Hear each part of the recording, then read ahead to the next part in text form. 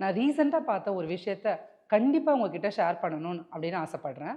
தமிழ்நாட்டில் இருக்கிற ஒரு ஃபேமஸான ரெஸ்டாரண்ட், நான் பேர் சொல்ல விரும்பலை. அவங்க ஒரு புது இட்லியை லான்ச் பண்ணியிருக்காங்க. அந்த இட்லியில் Brazilian nuts, blueberries, shiitake mushroom, ashwagandha அப்படின்னு போட்டு இந்த இட்லியை சாப்பிட்டா பிளட் சுகர் குறையும், ஹார்ட் டிசீஸை ப்ரிவென்ட் பண்ணலாம், இது ஒமேகா 3 ரிச் அப்படின்னு சொல்லியிருக்காங்க. இது அப்ரிஷியேட் பண்ண வேண்டிய விஷயம்தான். ஆனால் 50 100 விற்க வேண்டிய இட்லியை 500 அப்படின்னு சொல்லி விற்கிறது தான் கொஞ்சம் கஷ்டமா இருக்கு. இன்னைக்கு மக்கள் ஹெல்த்னாவே ஒரு எக்ஸ்பென்சிவ் கேட்டகரி அப்படின்ற மைண்ட் செட்ல இருக்காங்க. இன்ஃபேக்ட் இது மைண்ட் செட் கிடையாதுங்க, ரியல் ட்ரூத்தும் கூட. இந்தியாவில் இருக்க 57% ஆஃப் த பாப்புலேஷனுக்கு ஹெல்த்தை ஆக்சஸ் பண்ண முடியாமல் இருக்காங்க.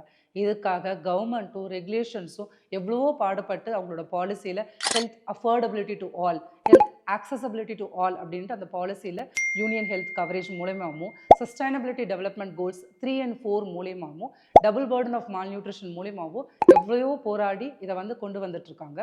ஆனால் இன்னைக்கு பார்த்தா இந்த இட்லி, இந்த 500 இட்லி நம்ம நார்மல் இட்லியை விட 669% ஹையராக இருக்குது.